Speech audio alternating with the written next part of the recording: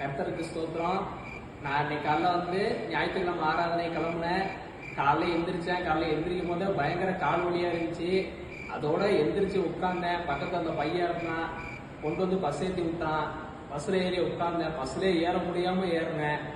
பஸ்ல கண்டக்டர் வர 10 ரூபா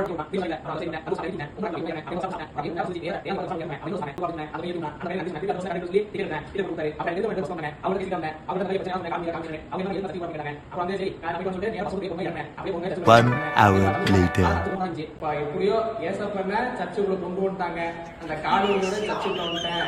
ஆமென். ஏசப்பாட்ட வந்து முடியலன்னு ஜெபம் பண்ணேன்.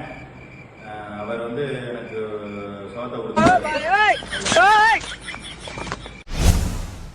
கர்த்தருக்கு ஸ்தோத்திரம். நான் ஒரு சாட்சி தான் இங்க வந்தேன். இந்த சர்ச்சுக்கு எல்லாமே நம்ம தான். ஏன்னா வந்து நீங்க புது விசுவாசிகள் பல பேர் இருக்கீங்க. நாங்களாம் வந்து 30 வருஷம் விசுவாசிகள். எங்க தாத்தா பாட்டம் முட்டை காலத்துல இருந்து இங்க சர்ச்சில் பாக்குற எல்லா பொருளுமே நாங்க வாங்கி வச்சது. இந்த இடம் கூட நாங்க வாங்கி கொடுத்தது. இந்த பாஸ்ட் இருக்காரு, நாங்க கிழிச்ச கூட பார்க்க மாட்டாரு. நாங்க என்ன சொல்றோமோ அதான் இங்க. இதெல்லாம் நான் எதுக்கு இங்க சாட்சியா சொல்றேன் அப்படின்னாக்க, இங்க எவ்வளவு புது விசுவாசிகள் பல பேர் வந்திருக்கீங்க. நாங்க என்ன ரேஞ்சில் இருக்கோம் நீங்க தெரிஞ்சுக்கணும். ஆமே. நான் கடன் பிரச்சனைனால ரொம்ப கஷ்டப்பட்டு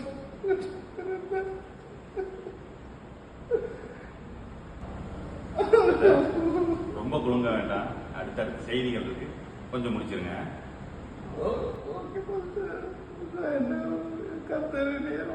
கஷ்டப்பட்டு தப்பிக்க வச்சுட்டு